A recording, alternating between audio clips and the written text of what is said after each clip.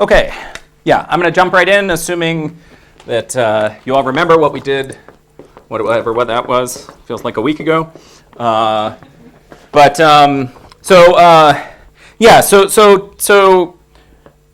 from the questions and everything, it seems like there's been a lot of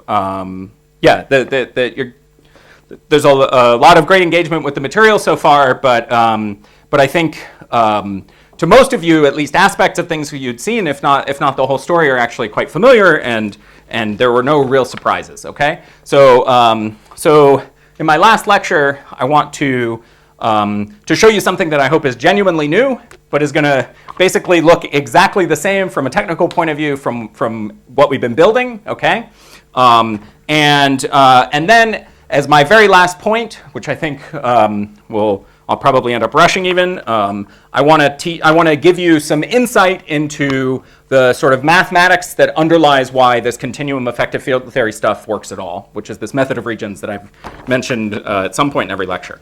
Okay, so and for better or worse, I have this philosophy in the way to present this material, which is to build a toy model to explore some aspect of EFTs that generalizes to real-world scenarios. That philosophy plays out here, but because of there's a trade-off. My example is very simple. On the other hand, it has this kind of technical headache that we'll encounter, and so that is that the loop that I want to show you how to apply EFT techniques to be able to sum is subleading in power. Okay, so we're going to see this idea of power counting come in. It's going to make a few little details technically a little bit more difficult, but so be it. And I hope that won't be too confusing. But what's critical to this example is another thing that we've talked about now many times, but here we're going to see it really play out in an important way, is this idea that when we do the matching, we are left with something which is analytic in all of the IR parameters, and in particular, in this simple example, in the little mass at little m, right? So so let me just jump right in and tell you what the theory is. We use a coupling row here, and again, same as all the same caveats. This is highly non-generic, UV completion, blah, blah, blah. But this one interaction is going to give us one loop integral that has one of these heavy light logs in it that I want to teach you how to sum. All right, and for the last time, we'll pick a process. I'll let you guess, and we're going to do it at threshold. So there's no momentum dependence to worry about. We're going to have power counting, and here it's going to be really explicit the role of power counting. So we'll have this little lambda is little m squared over big M squared. Sorry, without the squareds, I guess it's my convention. Okay, we have symmetries. In the low energy theory, we have Lorentz, right? This I'm taking again the homogeneous power counting. It's been a good thing that we've been slowed down. I think that's really kept it us at the right tempo. But it does mean that I'm not going to break Lorentz invariance in any of the EFTs.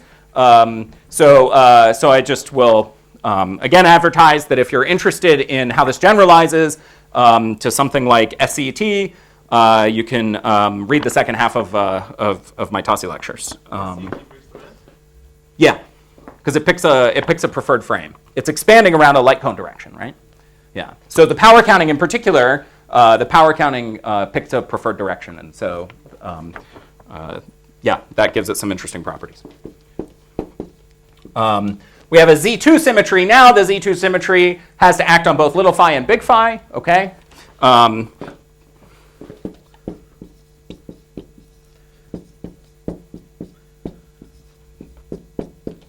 But because of that, our low energy theory will inherit a Z2 symmetry on little phi. Okay. And And so we get, again,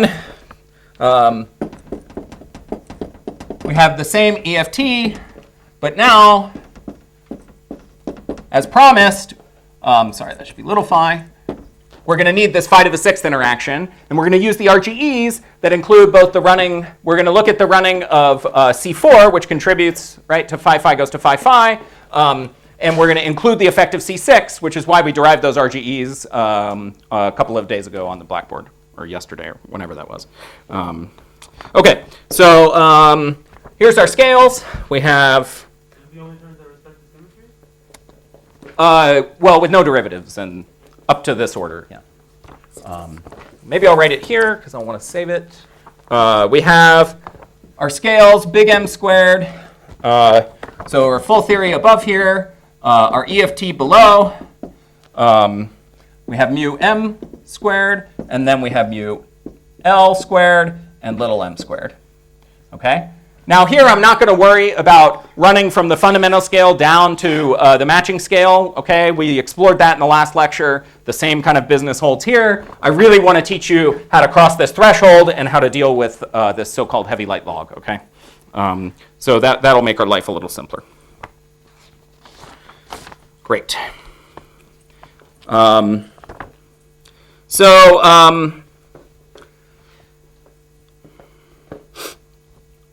Let's look at the details here. So we want phi phi scattering in the full theory. It's proportional to this coupling rho squared.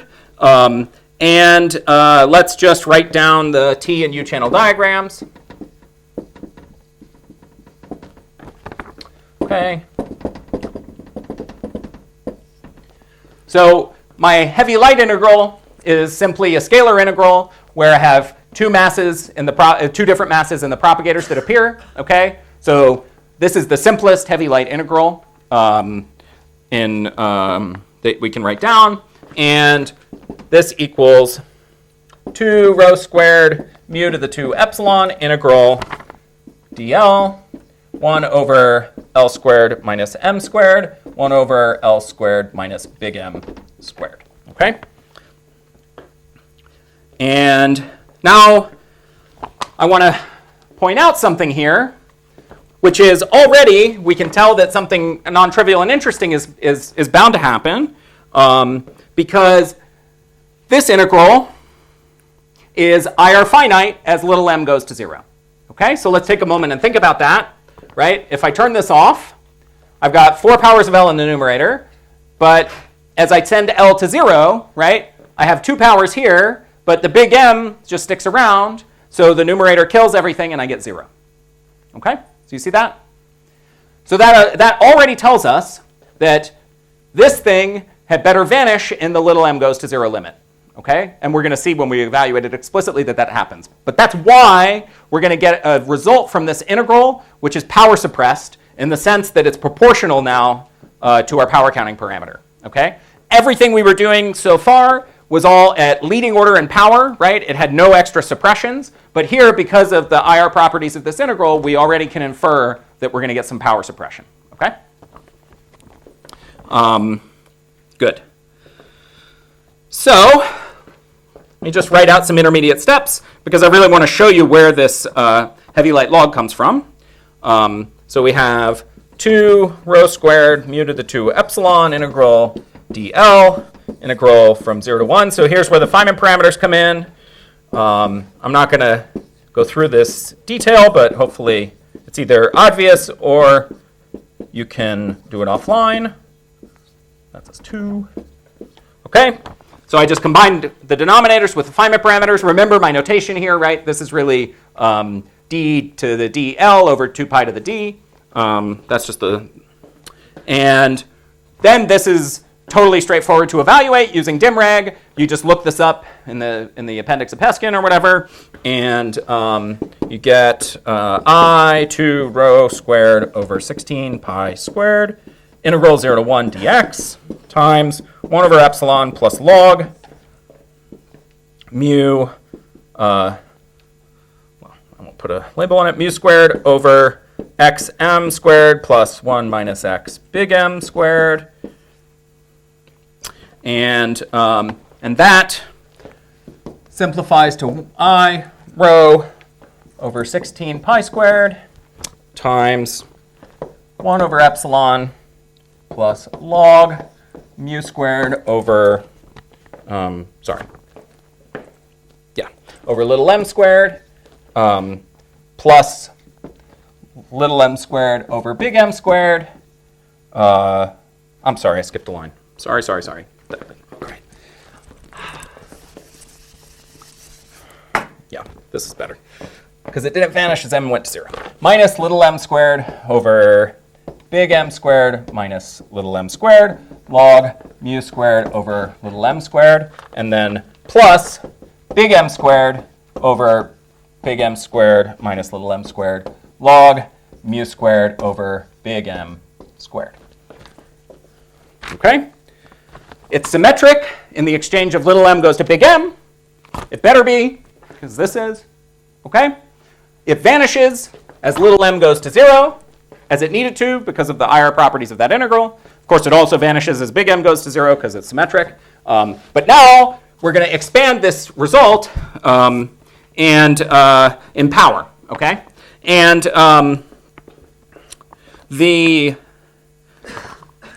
so that's where we're going to break the little m goes to big M symmetry. Yeah. Sorry, I probably missed it. How do you infer that when lower m goes to 0, that should vanish before you did all the detailed computation? So in the IR, it's IR finite, right? So that's IR finite, right? You take L to 0, you've got 4 powers of L in the numerator, 2 in the denominator. Right. From here. Okay. Yeah. So it has a UV divergence, right? It's got a log divergence in the UV, right? But it's IR finite. And good. So this now is, and by the way, I want to really emphasize, okay? So far this is just textbook stuff, but here's where our EFT mentality comes into play, okay? Is that when I Taylor expand this thing, notice that I did the integral first, okay? So I remember in my first lecture, you guys gave me a pretty hard time when I did this stupid thing where I Taylor expanded the integrand before I integrated, right? You were right to do so, but here I'm totally playing by the rules, okay? So that's really important. And so I expand this and I get I to rho squared over 16 pi squared times 1 over epsilon plus log mu squared over m squared plus m squared over big M squared log m squared over big M squared plus order lambda to the 4th. Okay? So here's where my power counting comes in, right? It's just the expansion parameter of my Taylor expansion. All right. And just because it's pretty mysterious looking, at this stage, I want to tell you the trick I used, just some algebra. Do I? Maybe I don't have time. It's really like 2 lines of algebra. Maybe I won't take the time to do it, but you can just combine these and Taylor expand. And those details are also in my notes. Maybe I'll leave it there. Okay. So this is a UV divergence, right? We know how to sum this now. We should be really caught up on that. We've done it now a few times, okay? But this is the new feature, okay? We have a log that has these 2 scales in it, and in principle, a log like this could cause a problem for us, okay?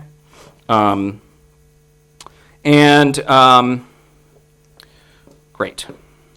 So let's write the S channel. Now we have to be careful about kinematics. And we get rho squared mu to the 2 epsilon integral dl 1 over L plus P1 plus P2 squared minus M squared 1 over L squared minus big M squared. And I have, I write the kinematics here. My kinematics are simply that pi, right, I'm at threshold, so is m comma 0, and that means p1, or I also have p1 plus p2 equals p3 plus p4. And anyway, you plug this choice in here, okay, and that just gives you something a little bit more complicated than that integral there, and the thing equals I rho squared over 16 pi squared 1 over epsilon plus log mu squared over m squared plus 1 plus little m squared over big M squared log m squared over big M squared plus 2 plus order lambda to the 4th. Okay? Anyway, again, I'm just maybe going overkill a little bit, but there's some detailed differences. There's this 1 and 2 here that didn't appear here, just from the extra terms you got from the momentum going through the diagram. Okay? Great. Okay. So at this point, you might think we're done.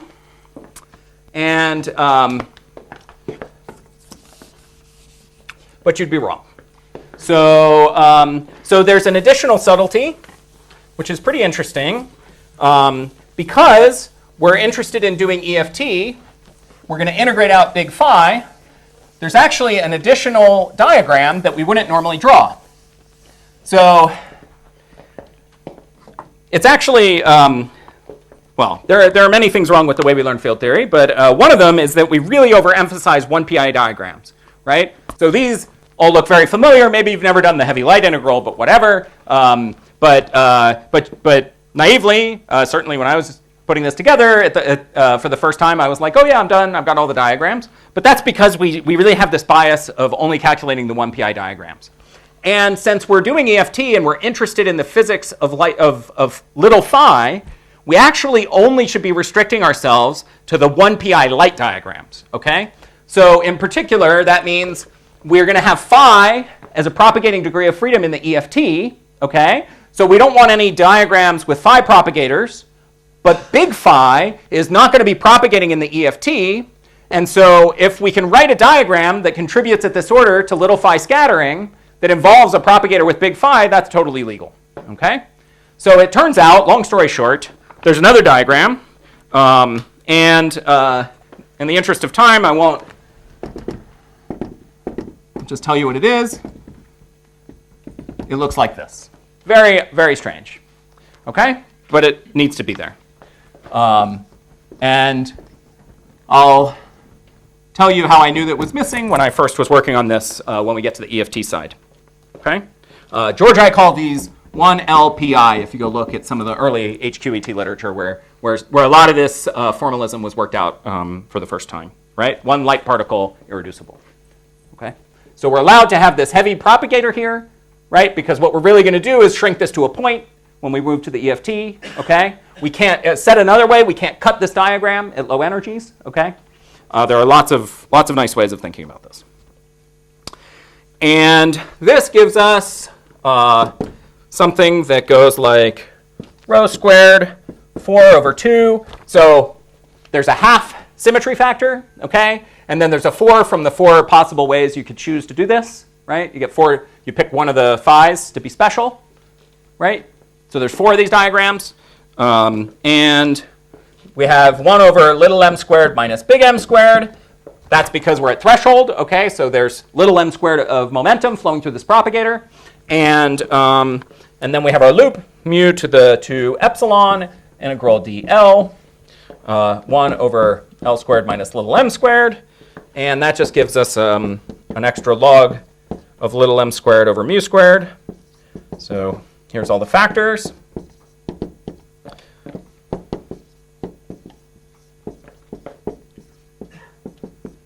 But notice it's proportional to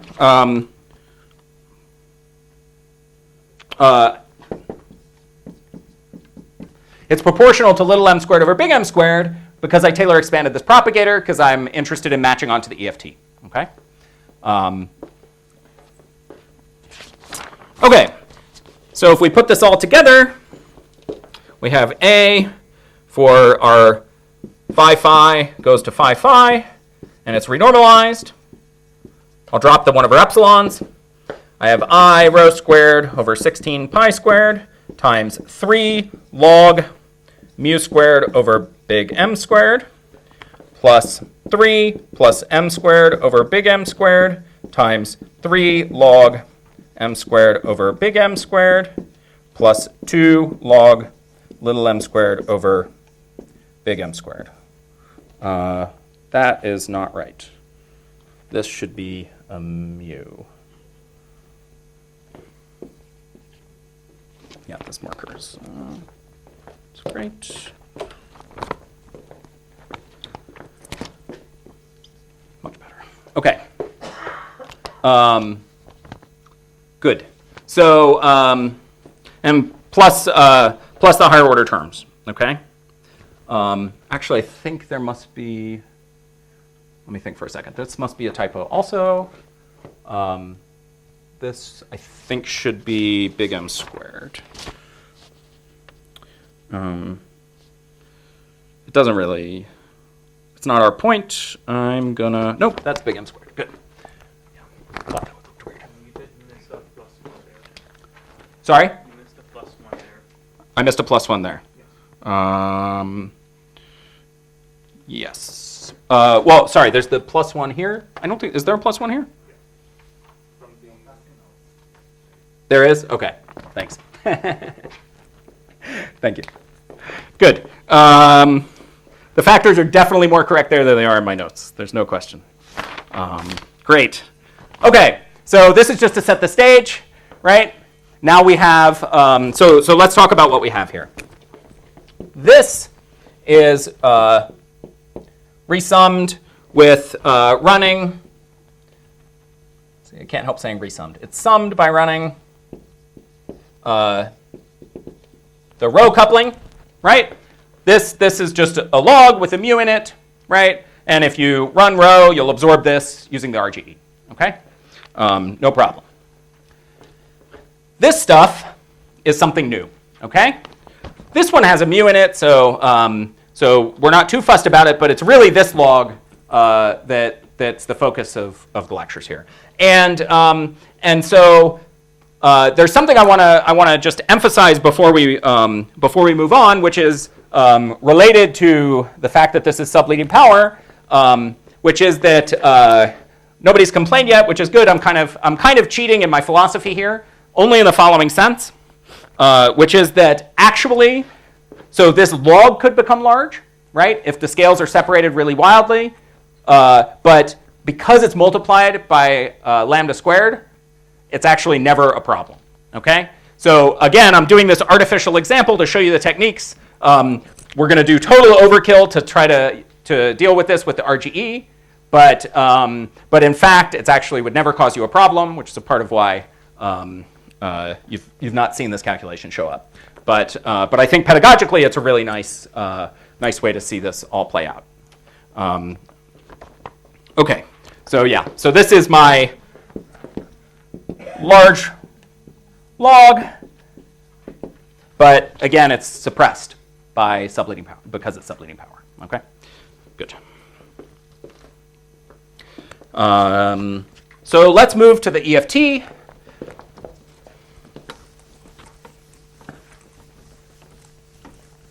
Yeah, so I wanted to show you all these details just because, just to convince you that there's nothing strange, no magic, just some Taylor expansions after integrating, but this is really the key final result that we're going to try to deal with. Okay, we want to model this with the EFT. Great, and the EFT is going to separate scales for us. So let's match at tree level.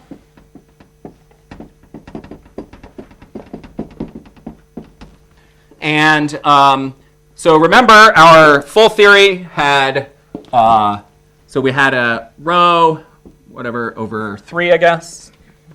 What was it? Rho over 3 factorial, little phi cubed, big phi. Okay, so what what is our matching for the C4 coupling, the 4-point coupling? What's its contribution at tree level?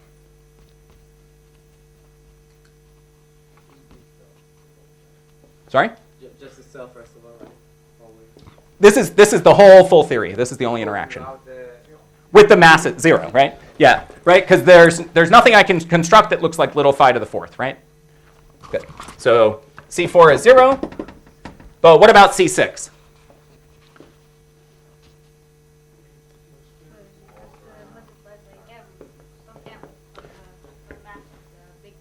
Yeah, exactly. So I exchange big phi, right? So I have a diagram now. Looks like this, right? Where I exchange big phi. I shrink big phi to a point, right? That's what EFT is doing for us. And so I can absorb this diagram into my Wilson coefficient for C6. So this diagram, so for C6, I have this diagram in the full theory. If I'm careful about combinatorics, there's a half times 6 over 3, not 6 over, 6 choose 3, excuse me, from all the permutations and so on. And that gives me minus I times 10 times rho squared times minus 1 over m squared plus higher order terms in lambda. Okay? And that we just set equal to minus I C6 over big M squared. And so that gives us C6. Okay? C6 is minus 10 rho squared from matching. Okay? Again, I'm writing all these factors, right, to really emphasize that, this 10 is going to be important to make everything work out. So the fact that there's a relation, this kind of weird-looking relation between these, right? I got a 10, and there's some dumb 3 and 2 and all this stuff, right? All of these factors are all sort of coordinated such that we can reproduce the physics in the IR just using the C4 and C6 in the EFT, but appropriately matched. Okay? Good. So, all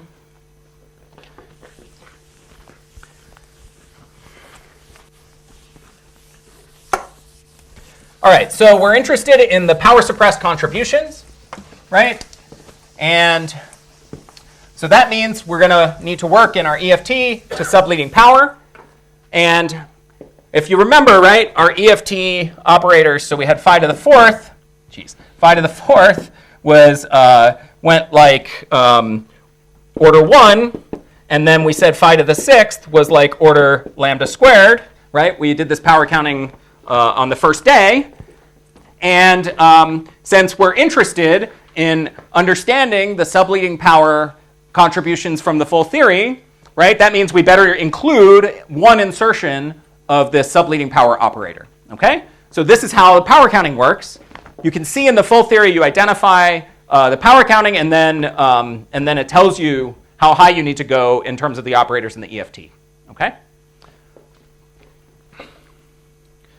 But we're interested in phi goes to phi, right? So we need to take phi to the 6th. And at one loop, we can close 2 of the legs, right, to get a contribution to phi scattering. Okay, so that's what we're going to do.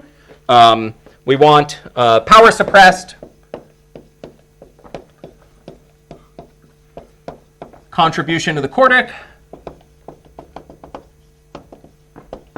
or phi to phi, if you like. And so that's a diagram like this.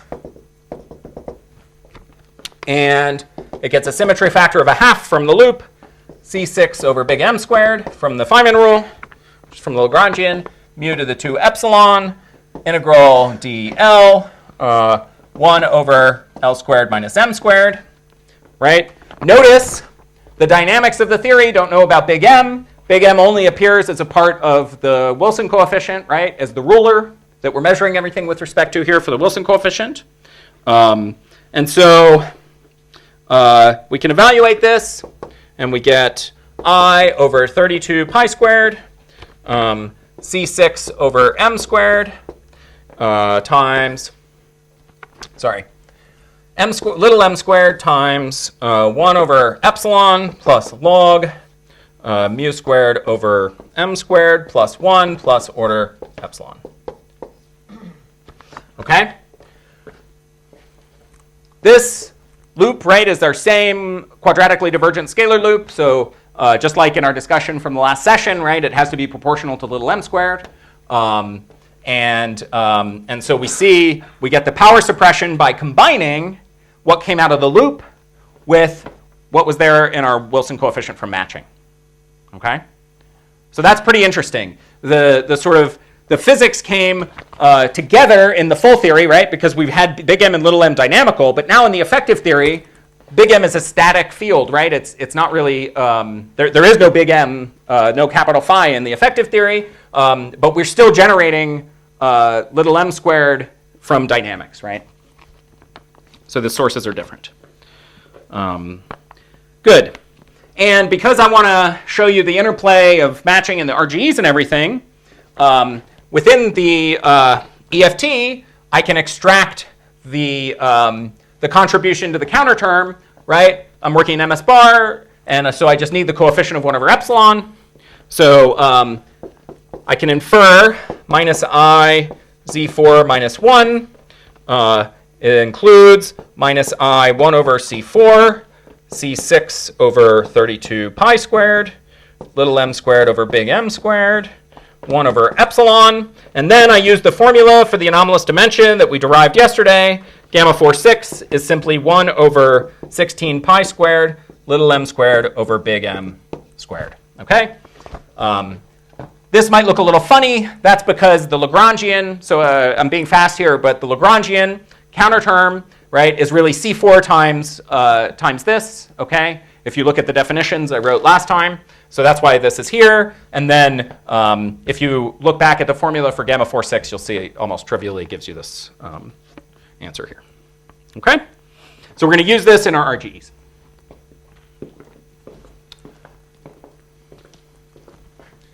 Yeah? So for the parameters, are these renormalized the parameters? Yeah. Everything is, well, once I subtract the 1 over epsilon, then everything's renormalized, right?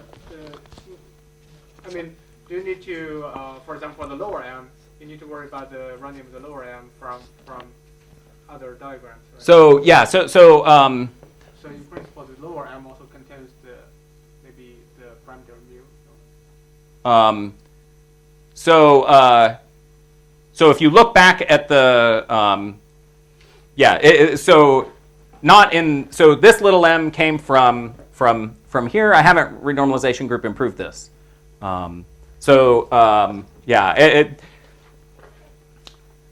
If you look at the derivation we did last time, right, is it was only a partial with respect to C6. There's no, there's nothing else to worry about. Okay, so good.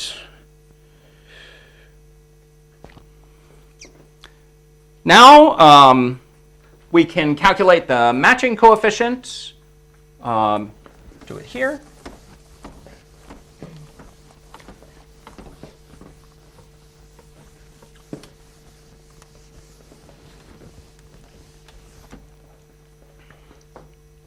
So we have,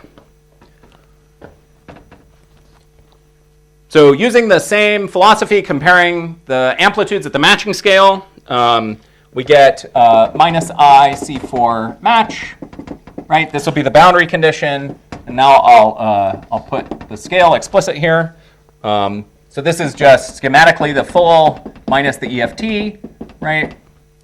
And what we get is I rho squared over 16 pi squared times 3 log mu squared over big M squared plus 1 plus little m squared over big M squared times 3 log little m squared over big M squared plus 2 log little m squared over mu squared. And I think this should be a 3. And then I think we're good. Good. Right? So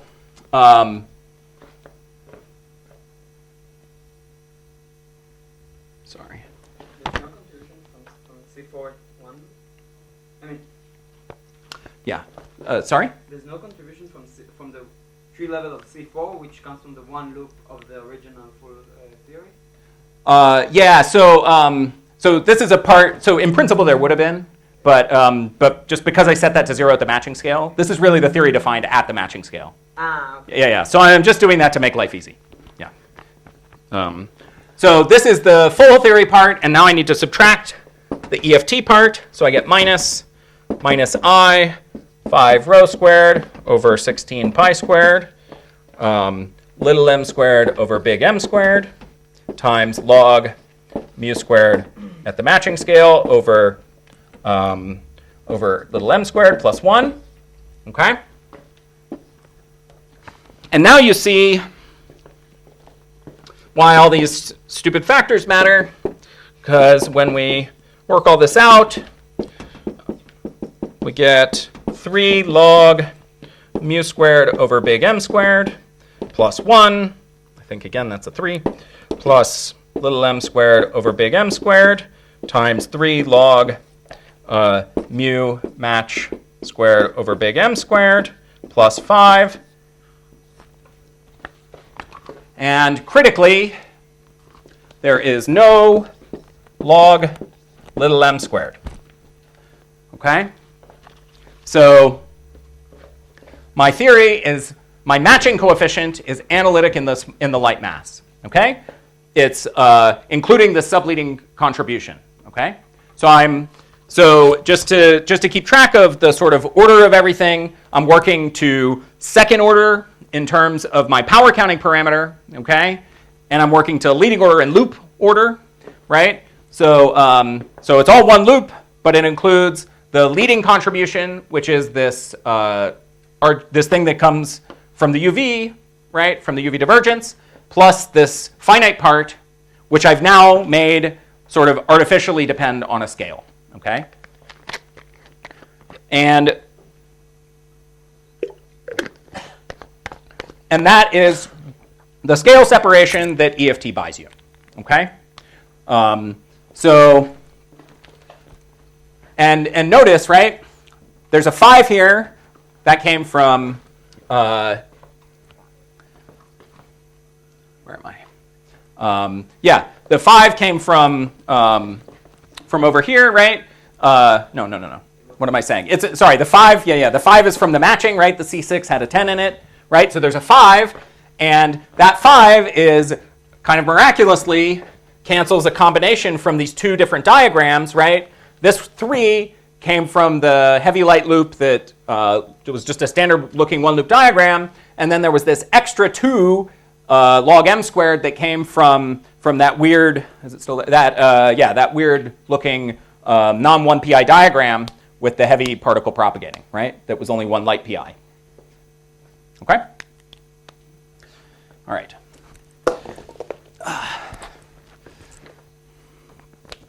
Great. Okay. So now we have this new log that depends on a scale, the matching scale, right? This gets absorbed by matching.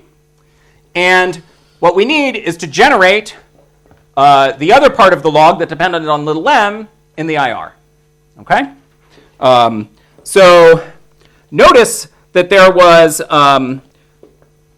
this kind of reshuffling of tree and loop effects just because the matching, right, has this this kind of strange combination of this integrating out this propagator to give you something that's subleading power.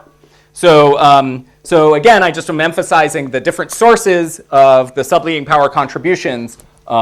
It's pretty interesting, right? One from the heavy light integral and one from this only 1 light pi diagram.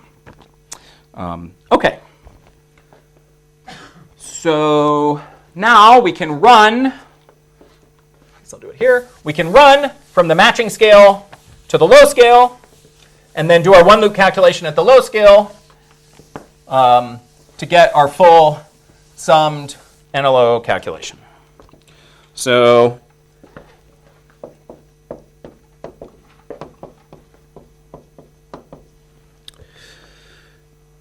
we have this RGE we derived yesterday for C4 that depends on C4 and C6.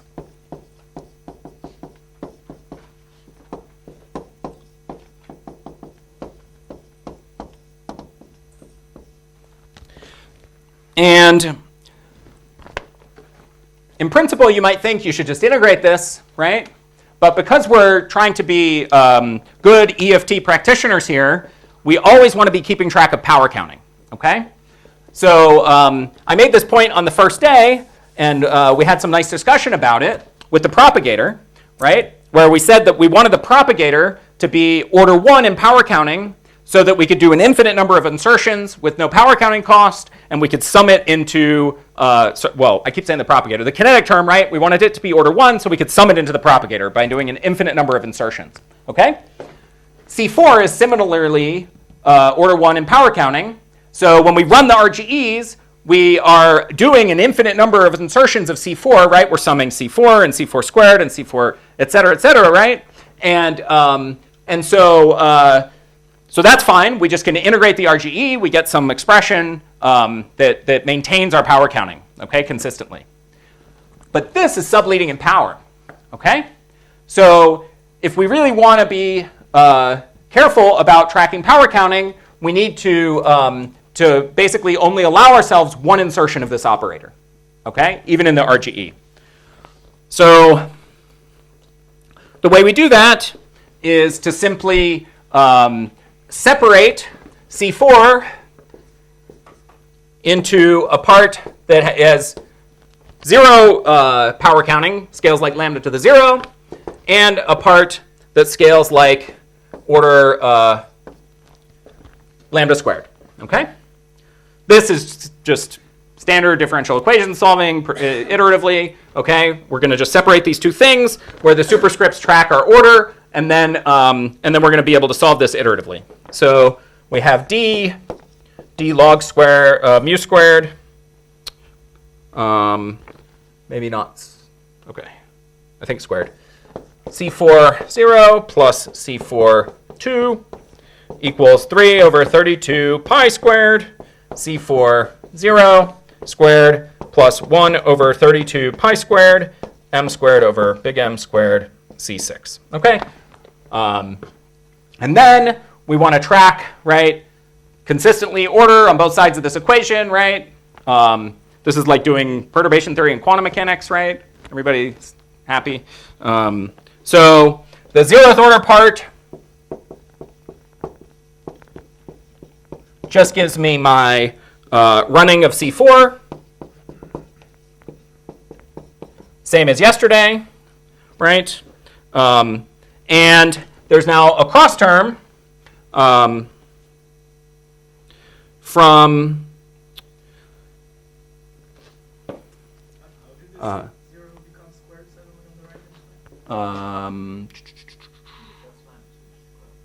the first line should be squared. Thank you.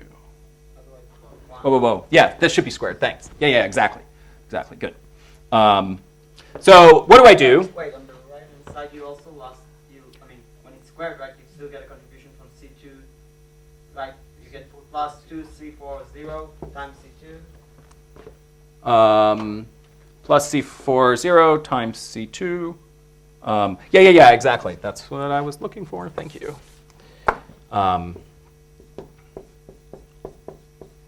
Thank you. Good. So the 0th order part of this, right, gives me just my running of C4 from yesterday. Okay. Yeah, now we have it. And then the cross term is the thing I was looking for, which is subleading power, and I have this this other piece, which is subleading power. Okay. So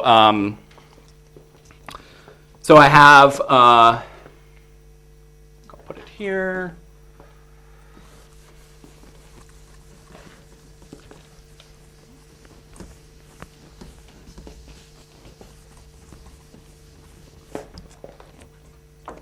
So let me keep this.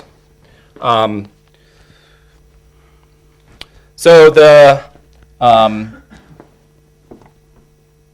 now I have a differential equation for C4 2 d log mu squared, and that is 1 over 32 pi squared m squared over big M squared times C6. Because, let's see. Yeah, what happened to the cross term? Right, good. This cross term is so the cross term is the same order in power counting, but it's gets contribution at higher order in loop because the C4 was 0 at tree level.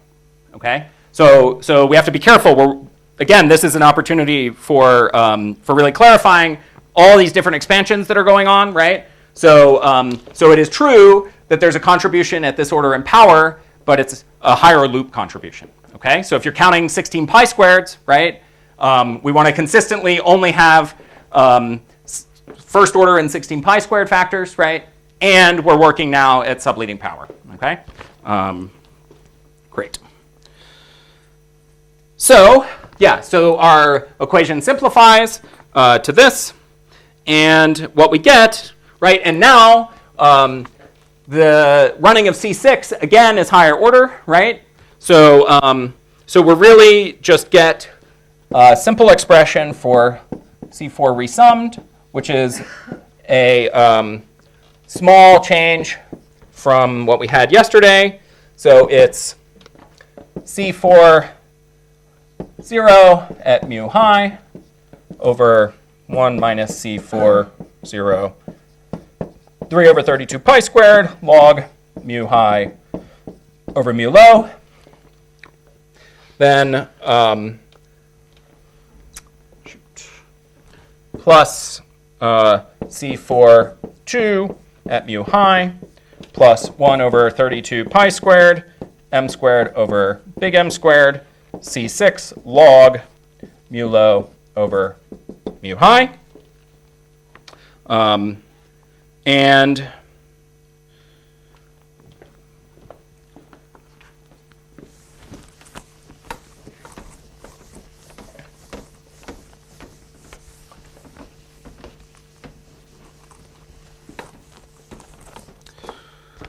C6 itself is, I mean, it's sort of how we define it, I can't remember. Does it go like 1 over large M squared, or is that swallowed up in the prefactor? that's in the prefactor, yeah. So the Wilson coefficients are always dimensionless here, yeah. I think this is a typo. I don't think this makes any sense. Sorry. Right, we have our sorry. We have our resummed 0th order thing, right, is here, and then this is our 2nd order thing, right? And the log came, I just erased it, but the log came from integrating the C2 RGE, right? Why is this, so why was this type of, I mean, it was 0 at tree level, but at the next correction, it won't be 0, no? I mean, this would be like the diagram that the one loop that, oh. So, so, Okay, it's the same question. yeah, good. Okay, great. Cool. So we have almost everything we need to put this all together. So the last piece is just to calculate the one loop correction at the low scale. So in the EFT, we have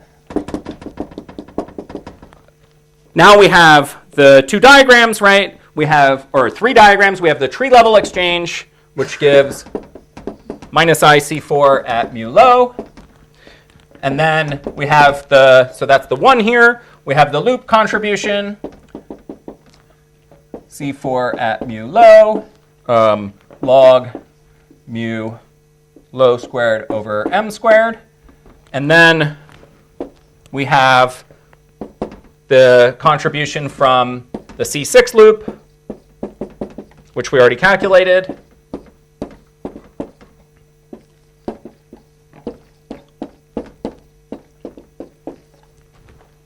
Okay? You do need to have the C2, or you don't have the right starting condition. Um, You have to put mu L equals you're left with only with a zero, only with C0. You need to have C0 plus C2. Ah, very good, very good. Thank you. Wait, but now I'm confused why there's C4 0, because a mu high That's right. isn't C4, is mu high actually completely 0? So wouldn't this give both terms actually? No, C4, so this is the subleading power contribution at the high scale, or at the matching scale. Excuse me. I put H's, I meant M's everywhere. I'm running out of So why steam, isn't sorry. C4 0 of mu h 0? C4 0 of, mu h. so C4 0 of mu H of mu M is 0.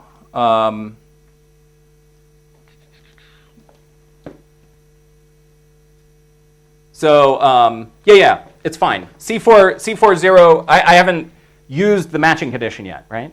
Ah, okay. Yeah, so that's all it is, right? but it's So this is how it runs. So this question came up at some point, right? Even if I don't write all the terms in Lagrangian, I still need to have all the counter terms, right? Because they get renormalized, and so they cause running, right? So this is just going to give me my boundary condition, which is 0, right? And thank you. So this gives me my my boundary condition, and then this is the thing I calculated from running. Good. Okay. Is everybody clear? Sorry, I made that a little bit confusing. Okay. This is just doing tree plus loop, right, at the low scale. And so now, let's put them all together. And we have, so IA full is IC6 over 32 pi squared, 1 over 10, m squared over big M squared, 3 log little m squared over big M squared, plus 2 log little m squared over mu squared. And now I'm only keeping the log parts because I really, that's all I care about to make my point. Notice here, I'm just evaluating this at the matching scale, so I've used the relation between the full theory and the effective theory because I want to show you these two things are equivalent, okay? So even though this is the full theory, I'm using the Wilson coefficient here, okay? So hopefully that's not confusing. And now in the EFT, I have all these pieces to put together. So let's see how it works. And again, just like I've been doing to really emphasize where everything comes from, I'm going to expand it out and only keep the leading logs. And then we can identify which things are getting summed in using RGEs.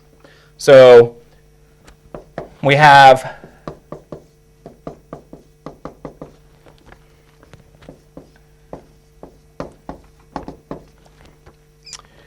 the matching contribution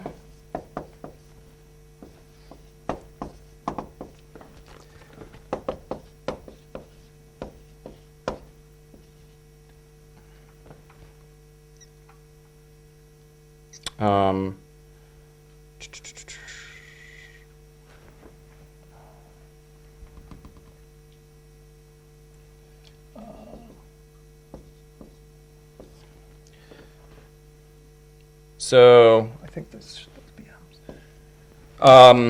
we have the matching contribution where we have the matching contribution where I'm artificially adding a 0. Okay. This is from matching. This whole thing, this line. We then have the RGE contribution.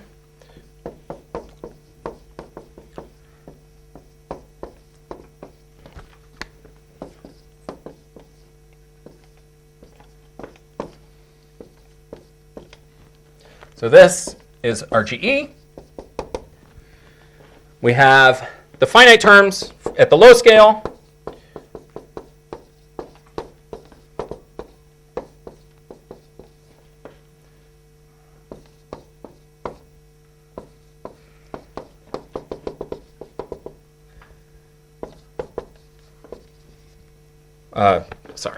Finite is not a good word for those.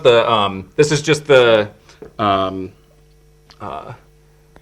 low scale contribution. And so again, this was the full theory thing, and my EFT expanded out should just reproduce the full theory, right? But it does that by systematically separating into matching, RGE, and then the low scale contribution, right? Like we've seen before.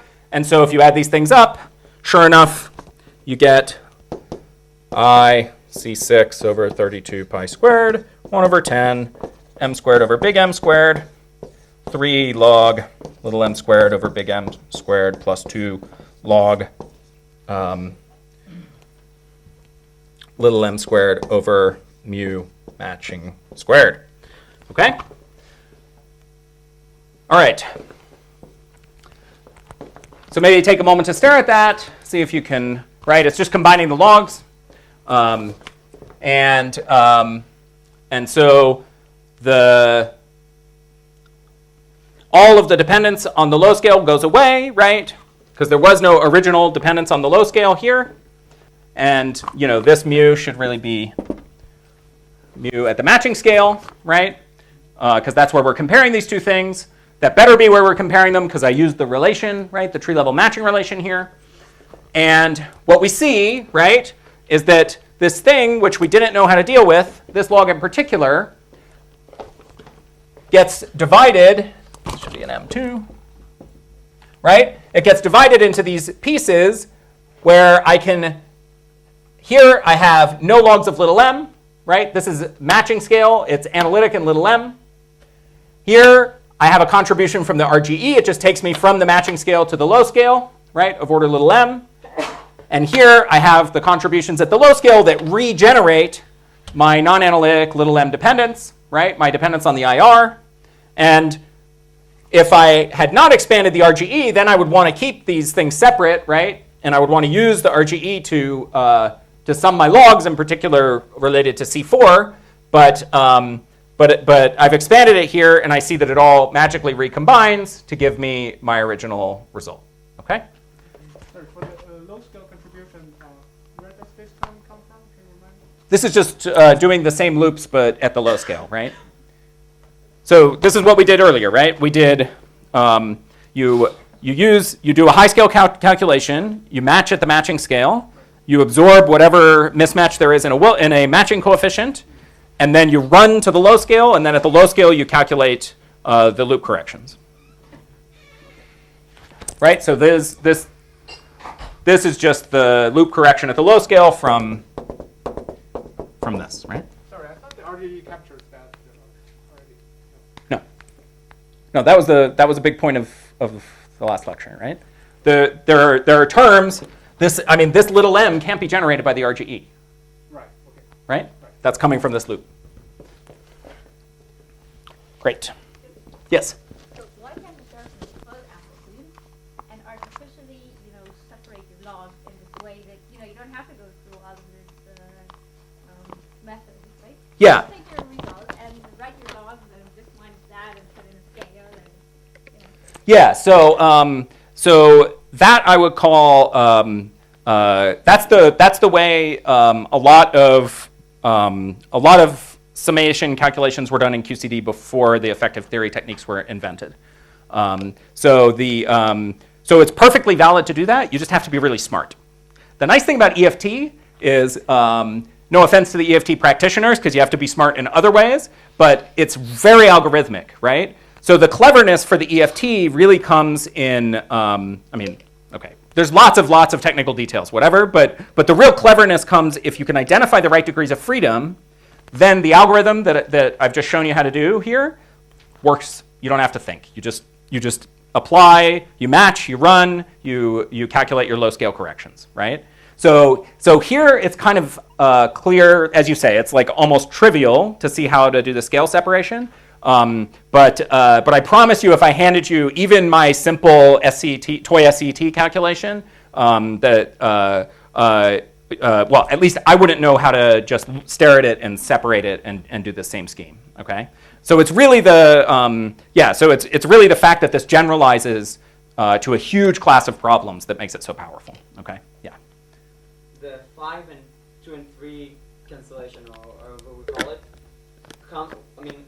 can I look at this image of like the balloon-like diagram, I don't know how to call it, like in the EFT, and sort of think about, this is where the 5 was, right? And the 3 and the 2 came from the other two, but long ago, you said that I can think of the integration out as sort of making these into a point. And this is really sort of the sum of these two combinatoric factors. Is that true, or is that just by Nope, that's absolutely true. Yeah. So the intuition, right, from thinking about Wilson coefficients as coming from these things coming to a point is exactly the right way to think about it, and that aspect, right, this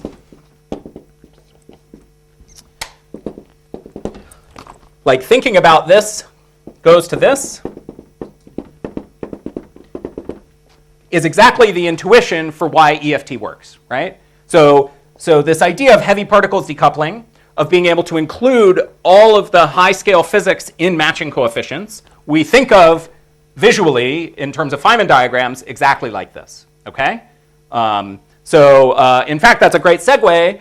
This is super intuitive, right? But maybe because I told you you weren't allowed to, you all should be complaining a little bit more about the fact that I'm using dimreg everywhere, okay? I think I have just enough time to give you a sense of why this is working mathematically, okay? So intuitively, it's working for this reason, okay? And I think,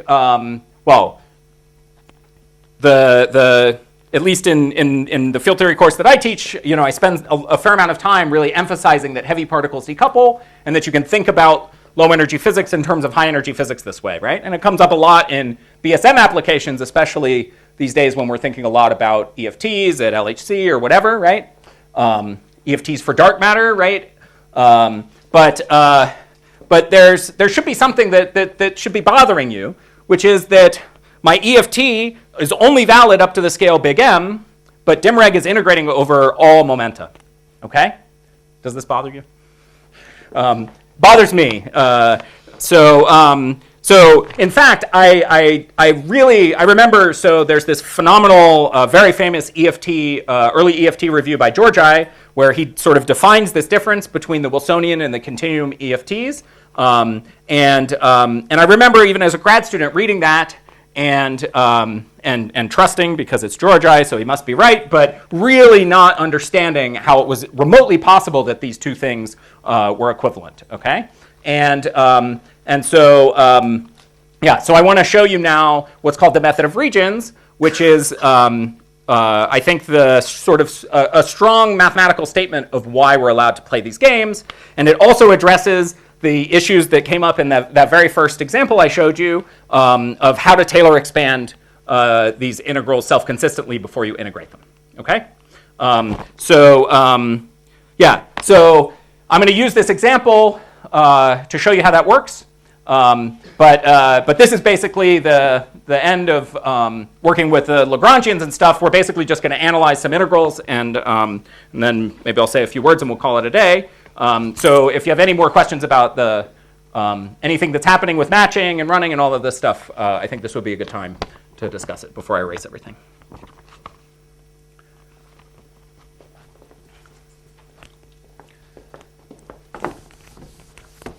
Okay.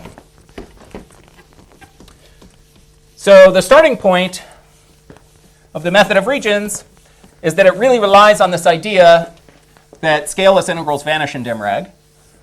So finally, I'm going to take the time to show you what I mean by that.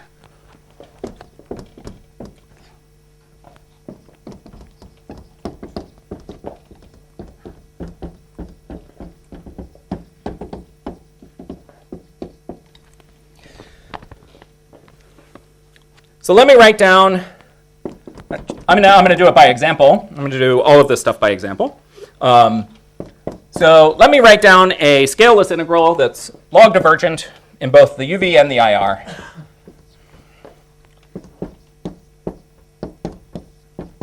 Okay.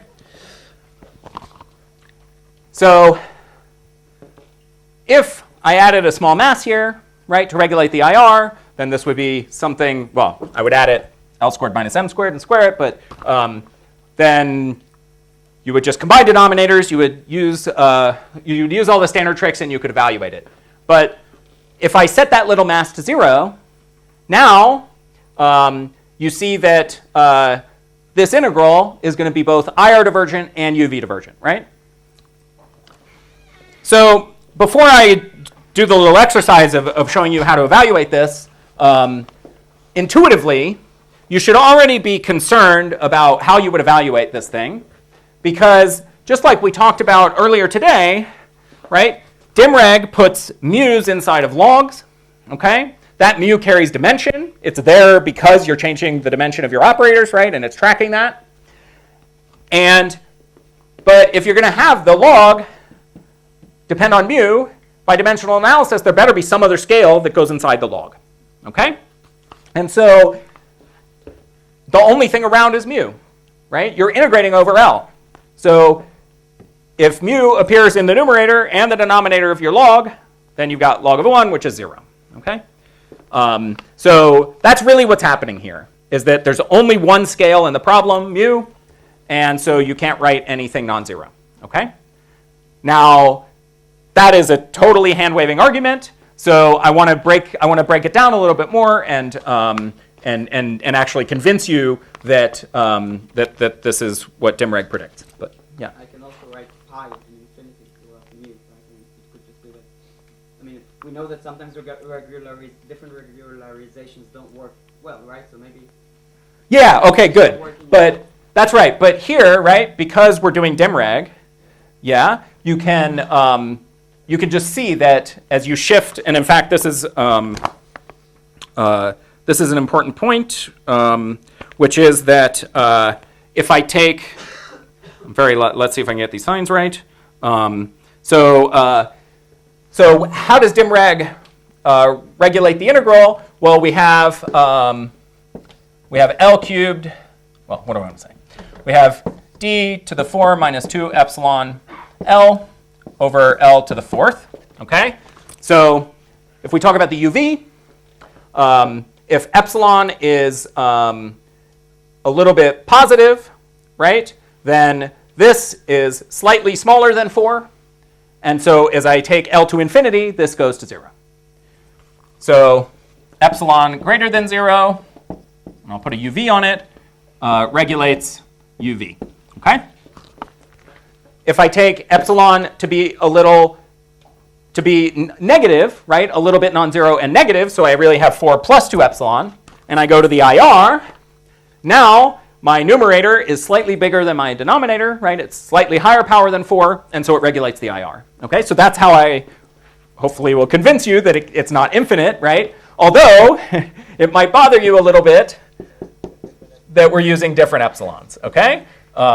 So that's one of the magic tricks, okay, is that we're going to analytically continue our result. But because of this fact, right, I can see Itai squirming. It may not quite be, you may not quite be satisfied that this thing should evaluate to 0, okay? So let me do a kind of simple rewriting of this that's going to make it even more plain. Is that how Georgia phrased it? Is this how Georgia phrased it? Is what how he phrased it? You said you saw this statement in Georgia. Oh, so Georgia has these great EFT notes where he makes a big deal about he defines, as far as I know, that's where he defines continuum EFT. So a lot of this technology was, as I understand the history, this technology is not really that old. It was invented by Georgi and lots of other people around him and working on related stuff in the context of heavy quark effective theory, and so that was kind of the first example where you knew the UV and you wanted to match onto the IR, but you had gauge symmetry and you really had to come up with some way of calculating the EFT using dimreg and understand a lot of these issues.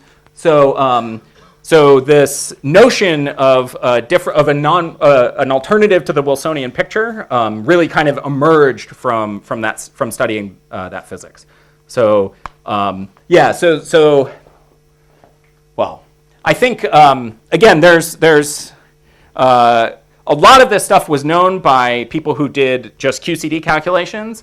So again, I'm just have my Oregon bias. My colleague Dave Soper was a part of inventing a lot of this stuff in the 70s, understanding how to think about factorizing PDFs from a hard process. So when they proved, well, really in the 80s, when they proved that the PDFs factorize in Drell-Yan, Cohen, Soper, and Sturman, they similarly used a lot of this DIMREG technology. And in fact, for those of you who are interested, John Collins has this incredible book on renormalization. It's called Renormalization. It's like a gray monograph. And at least that in that book, he actually explains what DIMREG is in terms of some infinite dimensional space-time, and actually puts it on much stronger mathematical footing than I had any idea existed before I saw it there. And of course these statements are made there too. So like,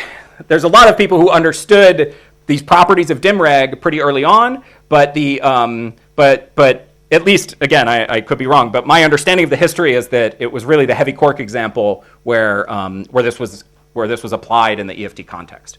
And really the power, and again, the power of this was used in these QCD calculations before then, but as applied to EFT, they're for the first time.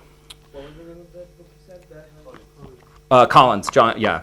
He also, he has another book on perturbative QCD, which is where he actually goes through their factorization proof. It takes him about 100 pages, but I don't claim to understand it. But you can be like me and just kind of flip through it in awe of just how awesome it is.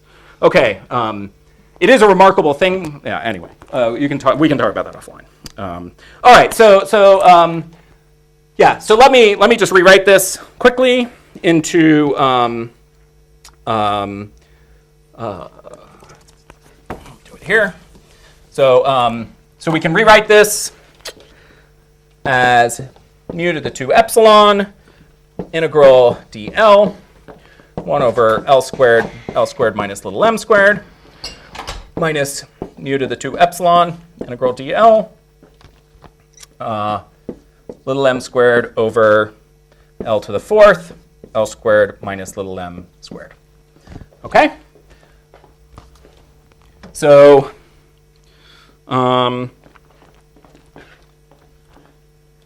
if you're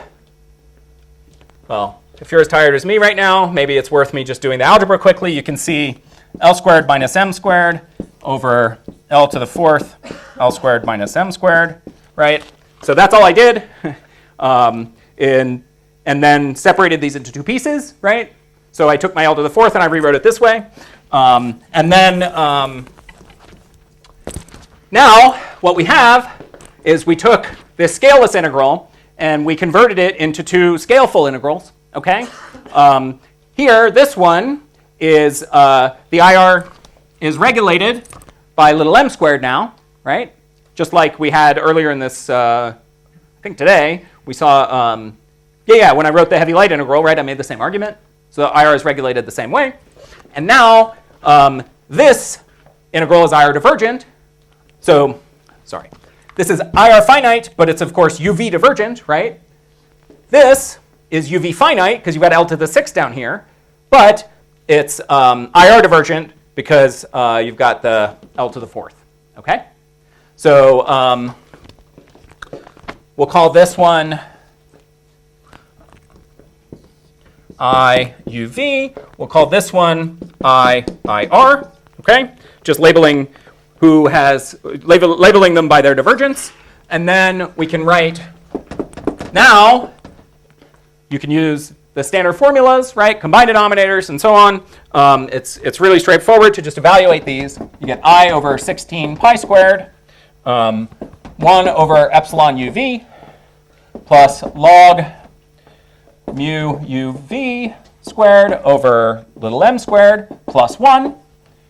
And IR is I over 16 pi squared 1 over epsilon IR plus log mu squared IR over little m squared plus 1.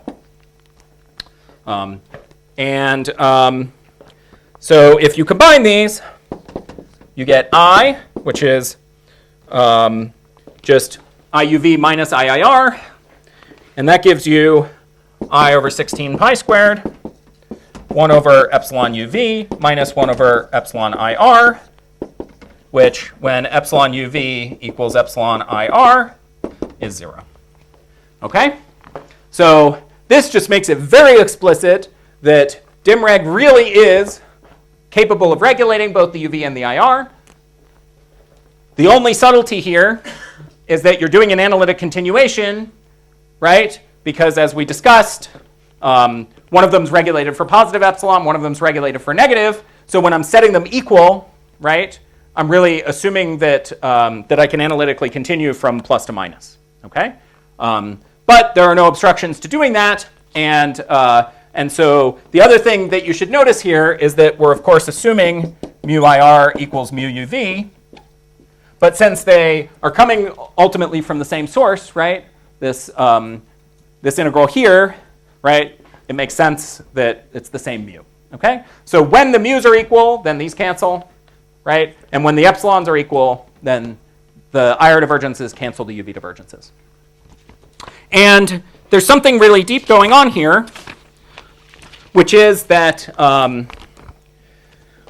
which is related to how effective field theories are able to sum logs, which is that scaleless integrals essentially let you convert UV divergences into IR divergences. Okay, so in our heavy light example, which we'll explore. Wow. Okay. Well, let me say just a couple of words about this because it's important conceptually, is that our heavy light example, right, we were all about isolating, trying to separate off this log of little m, and then regenerate this through the RGEs. But the RGEs are a UV phenomenon, okay? And so in order to be able to sum logarithms that come from the IR, in particular to use the RGEs to reproduce the log of little m through running, secretly, what we were doing was we were converting the infrared logarithm into a UV logarithm so that we could then use the RGE to sum it. Okay, so you'll hear this kind of language in this community, and this is what they're talking about. And again, they're really relying on this feature of DIMREG, right, and the fact that you can analytically continue to kind of connect the UV to the IR in DIMREG. Okay, it's totally non-trivial and really cool, and kind of at the heart of why you can use RGEs in EFTs like this. There's even, well, you can bug me about it after I don't want to get bogged down, but even in the standard way of thinking about just integrating out a heavy particle, this same mapping IR to UV language holds there too. But since I have 5 minutes and it's the last day, I just want to quickly show you how to apply the method of regions, and then I feel like I've done my job and really set you up to all be modern effective field theorists. So let's go back to our heavy light integral.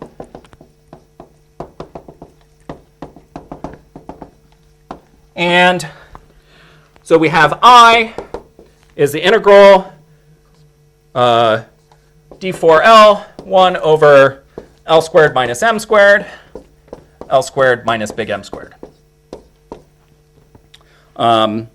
And here's the trick. Can you still see this marker? Is it okay? No? Sorry? Oh, on the monitor? All right. Okay.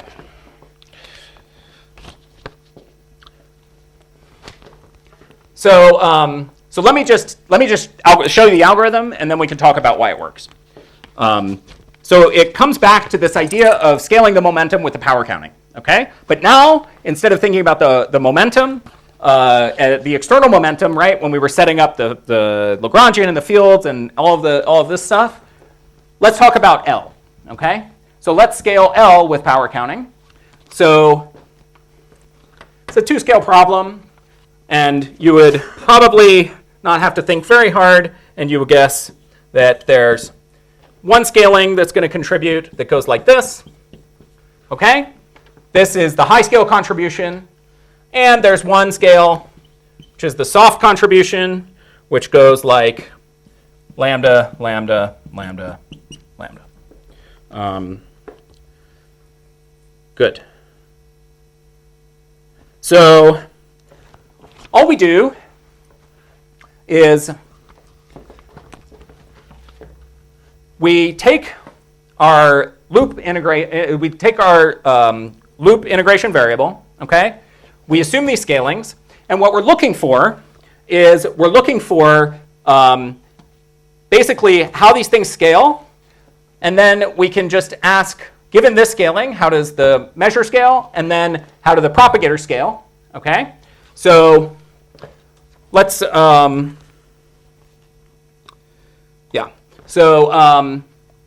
So here, right, and let's set m to 1, just for simplicity, big M to 1. So here we have something that goes like order 1, okay? If this scales like order 1, this scales like lambda squared, right? It's little m. And both of these scale like order 1. So we have order 1, order 1, order 1. So we can get an order 1 contribution to this integral if the loop momentum scales this way, okay? Ignore the fact that we're integrating over all momenta. Let's just talk about the integrand, all right? Here, from the soft scaling, let's see what we can get. So if it scales homogeneously like this, L to the 4th goes like lambda to the 4th, right? That's trivial. And now if we look here, this scales like L squared, lambda squared, right? Because we have this scales like lambda squared, this scales like lambda squared. But this scales like order 1, right? Because it's got a big M in it. So this scaling is going to generate something for us from this integral that's going to start at order lambda squared. Okay? So we can also, extract using the hard scaling. We can extract something that scales like little lambda squared. If we first Taylor expanded little m, put that in the numerator, and then we have something that scales like little m, right? And similarly, this whole thing will scale like lambda squared, okay? Remember, what we're interested in from our example is we're interested in reproducing the subleading power little m squared over big M squared log, right? So let me make that more concrete. Then we have 3 minutes. We have 3 minutes, okay, yeah. Pizza's not here yet, so we do have 3 minutes. Excellent. All right, well, let me just write some formulas and shut my mouth. And I have 3 integrals to write, and and then we'll call it a day. So we have A H0 is mu to the 2 epsilon integral dl 1 over L squared minus M squared L squared I over 16 pi squared.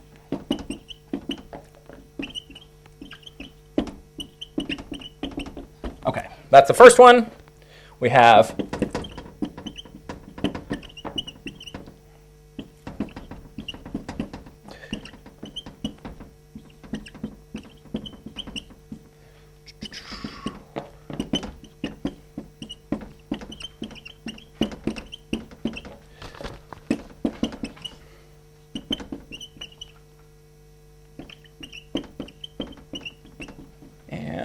the last one.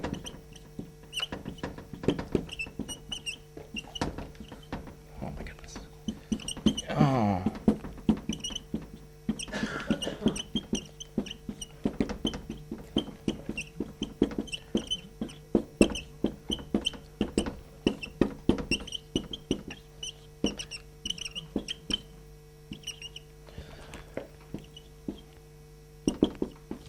And if we put all of this together,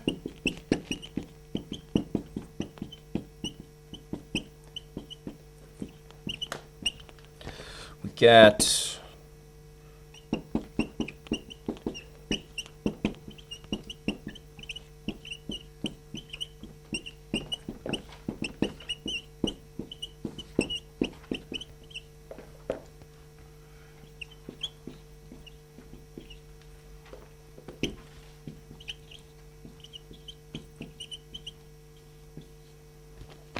So,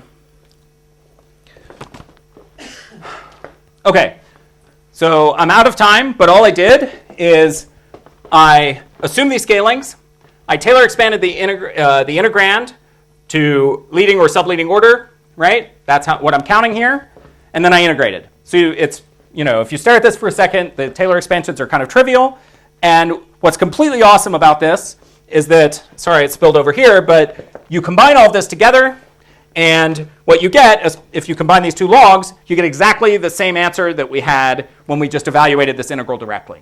Okay? So this is the trick that lets you Taylor expand before doing the integration, and this is why the EFT works. And what we've done essentially is we've taken the integral, we've divided it into these two regions. Okay? This is why it's called the method of regions. And we've Taylor expanded around these two regions that contribute.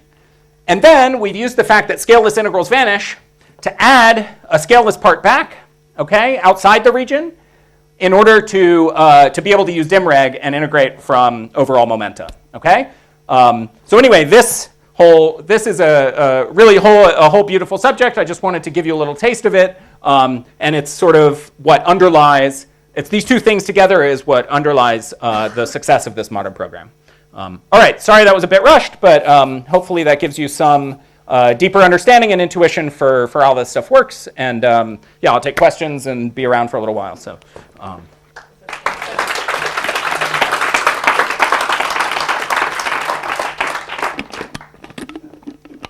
Physically, this says that this problem has three scales: the identity scale, the lambda scale, and the zero scale.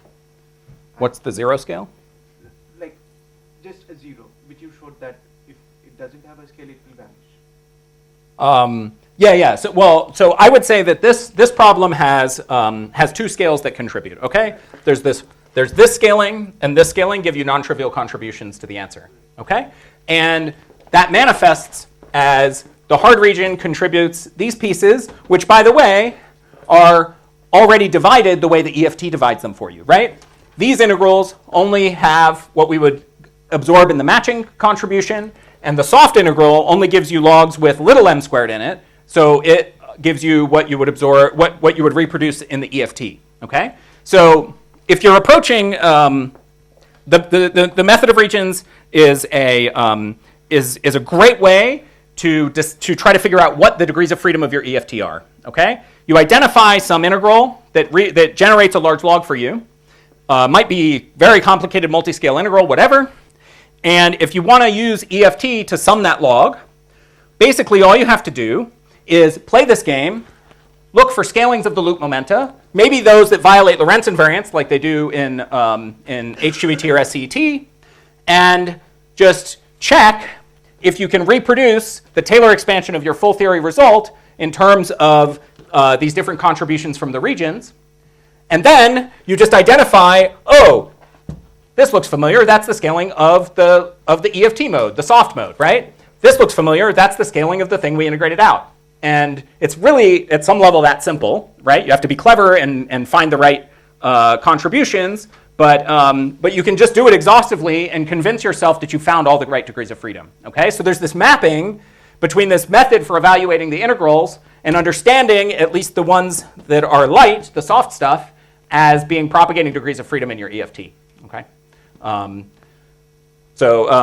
yeah, and again, if you're interested, especially in SCET, where I took the time to write it up, you can see I do exactly the same thing for a Sudakov integral. So I literally, I write an integral like this in a toy model that gives you a double log in the IR, okay? And I use the method of regions in exactly this way to identify that it gets contributions from collinear modes and soft modes, which have Lorentz violating scalings, okay? But it's identical to this calculation, just in a different setting.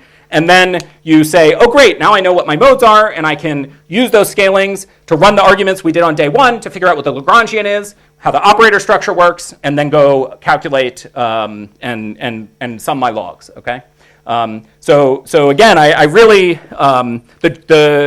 the beauty of this formalism is that it's pretty algorithmic and fully general. The cleverness is in the beginning, where you identify the right modes, and then you just calculate to your heart's content.